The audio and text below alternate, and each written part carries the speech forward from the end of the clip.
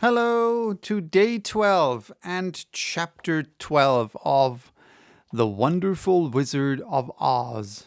And this chapter is titled The Search for the Wicked Witch. The soldier with the green whiskers led them through the streets of the Emerald City until they reached the room where the guardian of the gates lived. This officer unlocked their spectacles to put them back in his great box, and then he politely opened the gate for our friends. "Which road leads to the Wicked Witch of the West?" asked Dorothy.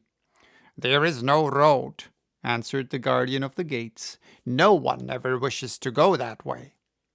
"How then are we to find her?" inquired the girl.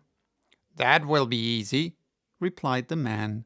"For when she knows you are in the country of the Winkies, she will find you and make you all her slaves." "Perhaps not," said the Scarecrow, "for we mean to destroy her." "Oh, that is different," said the guardian of the gates. "No one has ever destroyed her before, so I naturally thought she would make slaves of you as she has of the rest. But take care, for she is wicked and fierce and may not allow you to destroy her. Keep to the west, where the sun sets, and you cannot fail to find her."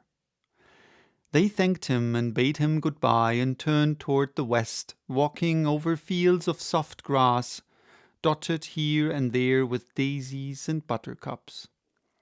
Dorothy still wore the pretty silk dress she had put on in the palace, but now, to her surprise, she found it was no longer green, but pure white. The ribbon around Toto's neck had also lost its green color and was white as Dorothy's dress. The Emerald City was soon left far behind. As they advanced, the ground became rougher and hillier, for there were no farms nor houses in this country of the West, and the ground was untilled. In the afternoon the sun shone hot in their faces, for there were no trees to offer them shade, so that before night Dorothy and Toto and the lion were tired and lay down upon the grass and fell asleep, with the woodman and the Scarecrow keeping watch. Now, the Wicked Witch of the West had but one eye, yet that was powerful as a telescope and could see everywhere. So as she sat in the door of her castle, she happened to look around and saw Dorothy lying asleep with her friends all about her. They were a long distance off, but the Wicked Witch was angry to find them in her country, so she blew upon a silver whistle that hung around her neck. At once there came running to her from all directions a pack of great wolves. They had long legs and fierce eyes and sharp teeth. "Go to those people," said the witch, "and tear them to pieces." "Are you not going to make them your slaves?" asked the leader of the wolves. "No," she answered. "One is of tin, and one of straw. One is a girl, and another a lion. None of them is fit to work, so you may tear them into small pieces." "Very well," said the wolf, and he dashed away at full speed, followed by the others. It was lucky the Scarecrow and the woodman were wide awake and heard the wolves coming. "This is my fight," said the woodman, "so get behind me and I will meet them as they come."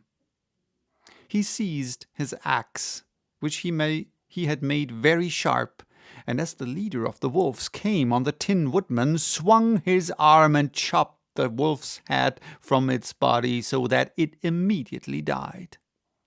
As soon as he could raise his axe, another wolf came by, and he also fell under the sharp edge of the Tin Woodman's weapon.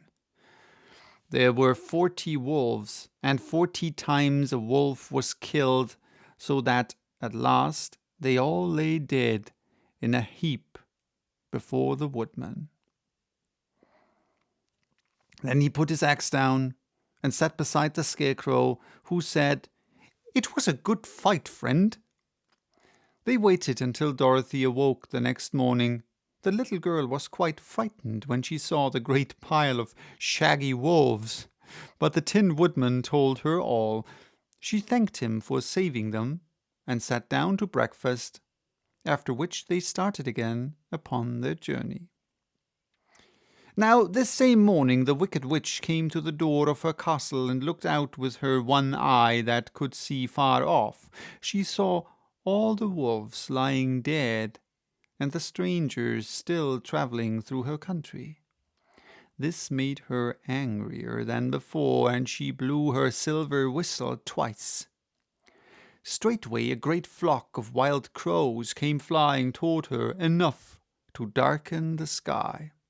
And the Wicked Witch said to the King Crow, "Fly at once to the strangers, peck out their eyes, and tear them to pieces." The wild crows flew in one great flock toward Dorothy and her companions. When the little girl saw them coming, she was afraid.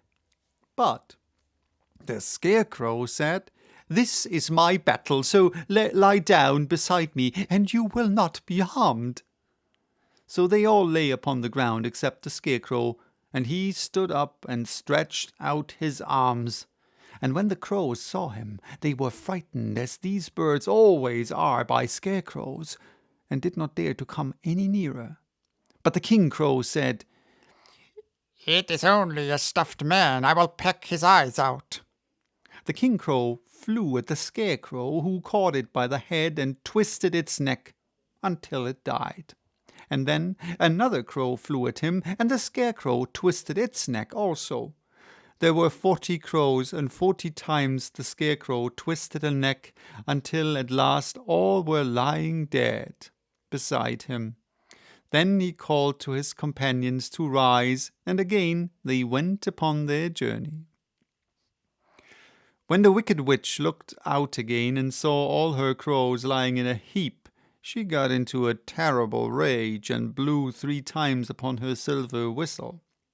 Forthwith there was heard a great buzzing in the air, and a swarm of black bees came flying toward her. "Go to the strangers and sting them to death," commanded the witch. And the bees turned and flew rapidly until they came to where Dorothy and her friends were walking. But the woodman had seen them coming, and the Scarecrow had decided what to do.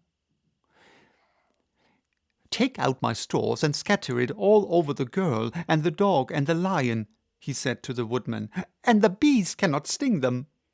This the woodman did, and as Dorothy lay close beside the lion and held Toto in her arms, the straw covered them entirely. The bees came and found no one but the woodman to sting, so they flew at him and broke off all their stings against the tin without hurting the woodman at all. And as bees cannot live when their stings are broken, that was the end of the black bees, and they lay scattered thick about the woodman like little heaps of fine coal. Then Dorothy and the lion got up, and the girl helped the Tin Woodman put the straw back into the Scarecrow again until he was all good as ever. So they started upon their journey once more. The Wicked Witch was so angry when she saw her black bees in little heaps like fine coal that she stamped her foot and tore her hair and gnashed her teeth. And then she called a dozen of her slaves, who were the Winkies, and gave them sharp spears, telling them to go to the strangers and destroy them. The Winkies were not a brave people, but they had to do as they were told, so they marched away until they came near to Dorothy. Then the lion gave a great roar and sprang toward them, and the poor Winkies were so frightened that they ran back as fast as they could.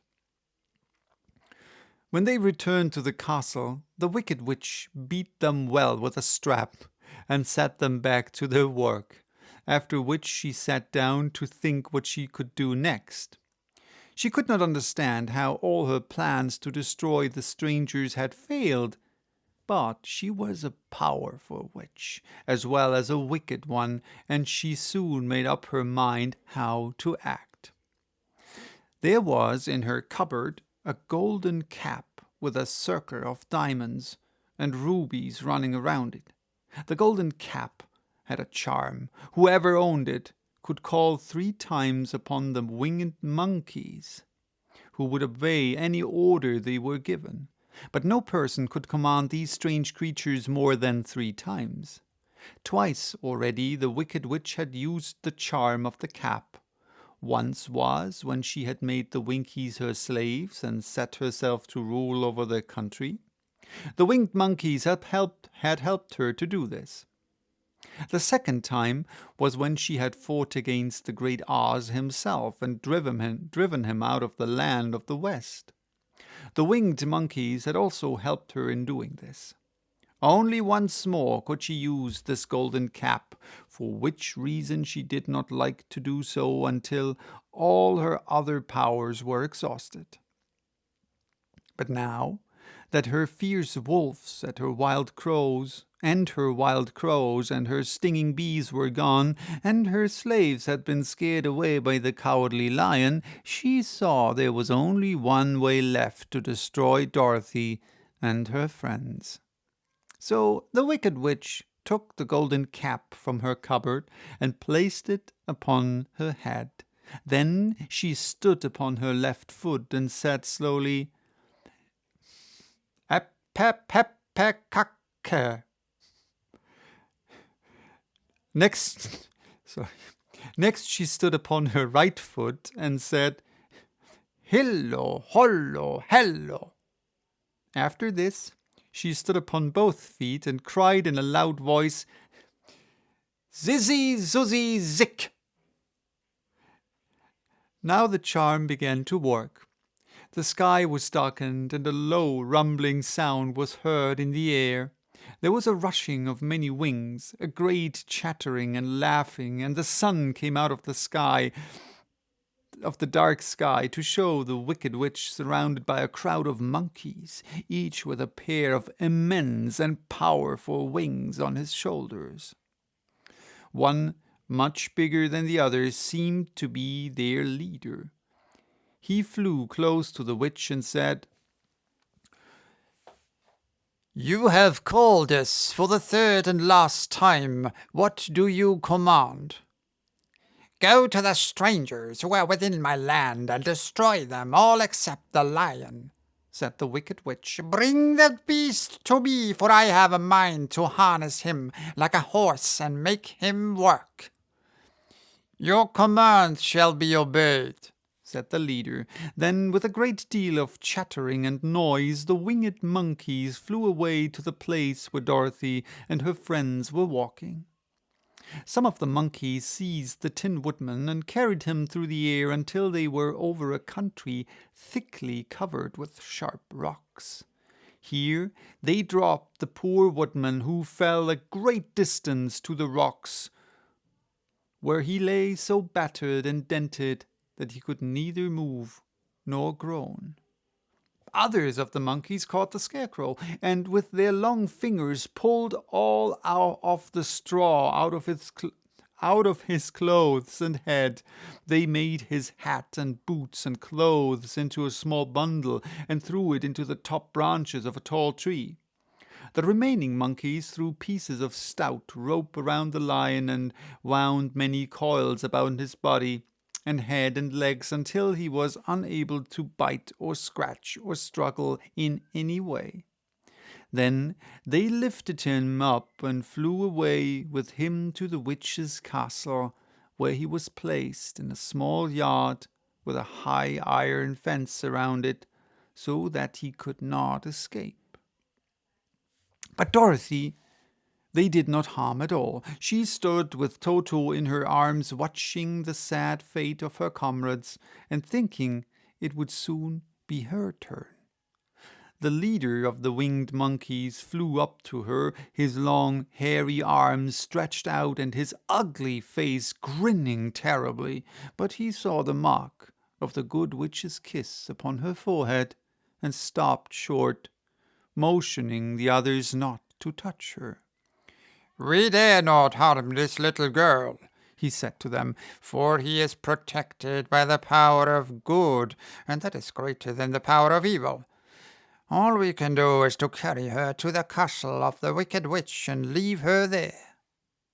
So carefully and gently they lifted Dorothy in their arms and carried her swiftly through the air until they came to the castle, where they set her down upon the front doorsteps. When the leaders said to the witch, "We have obeyed you as far as we were able. The Tin Woodman and the Scarecrow are destroyed, and the lion is tied up in your yard. The little girl we dare not to harm, nor the dog she carries in her arms. Your power over our band is now ended, and you will never see us again." Then all the winged monkeys, with much laughing and chattering and noise, flew into the air and were soon out of sight.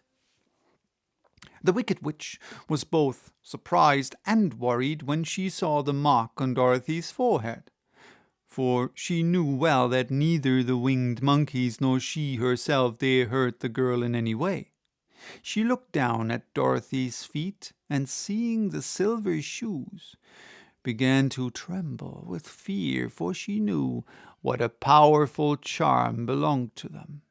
At first the witch was tempted to run away from Dorothy, but she happened to look into the child's eyes and saw how simple the soul behind them was, and that the little girl did not know of the powerful power, the wonderful power in the silver shoes gave her. So the wicked witch laughed to herself and thought, "I can still make her my slave, for she does not know how to use the power." Then she said to Dorothy harshly and severely, "Come with me, and see that you mind everything I tell you, for if you do not, I will make an end of you, as I did of the Tin Woodman and the Scarecrow." Dorothy followed her through many of the beautiful rooms in her castle until they came to the kitchen, where the witch bade her clean the pots and kettles and sweep the floor and keep the fire fed with wood.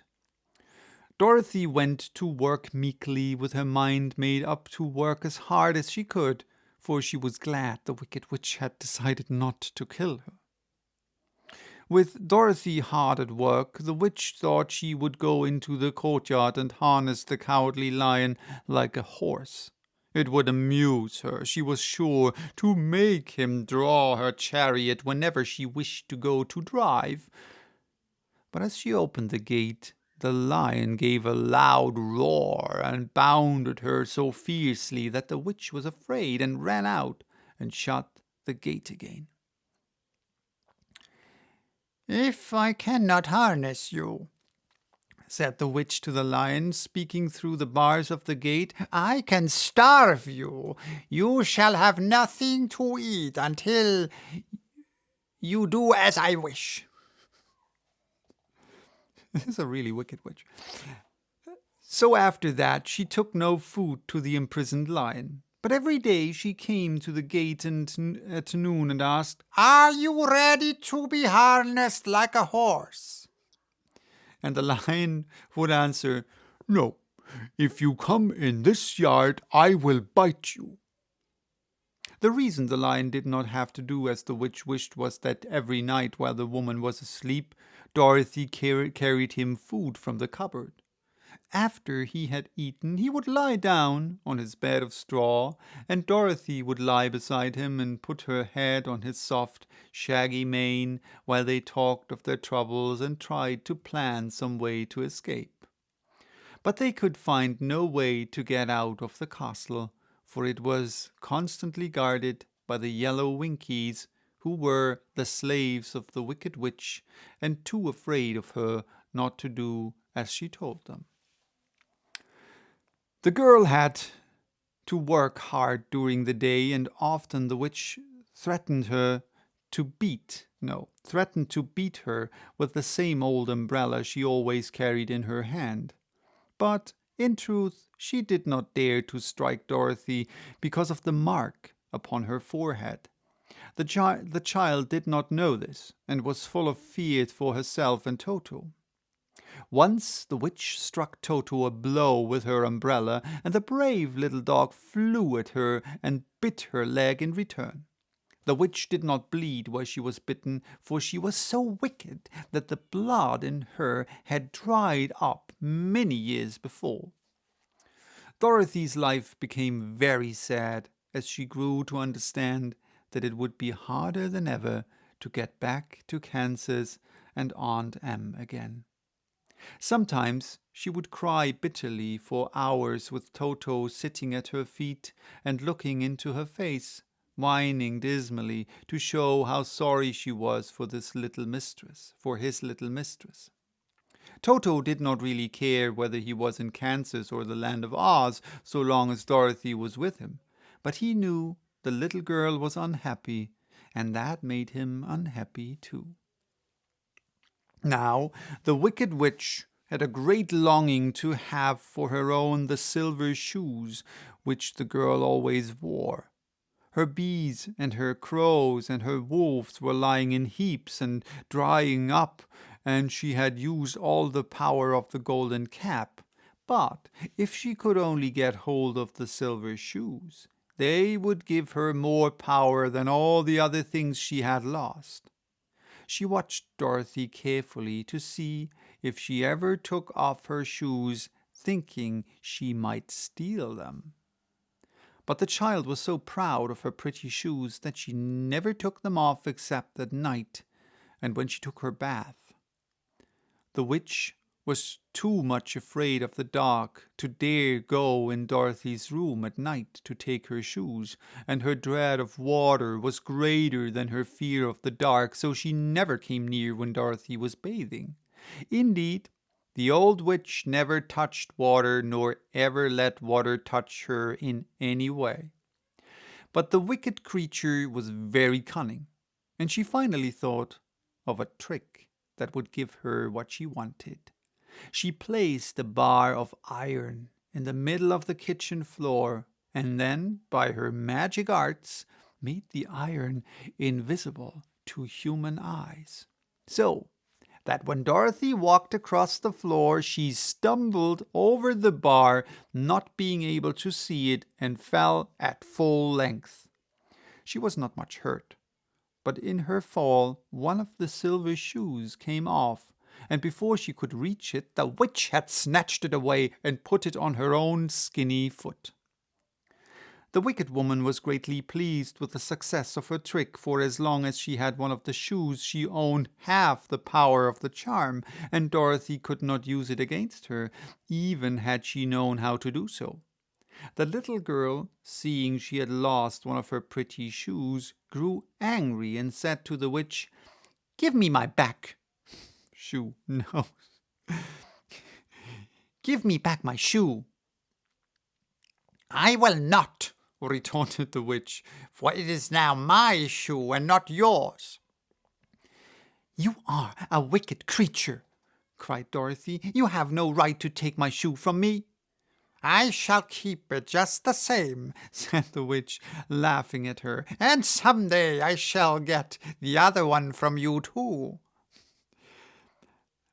This made Dorothy so very angry that she picked up the bucket of water that stood near and dashed it over the witch, wetting her from head to foot.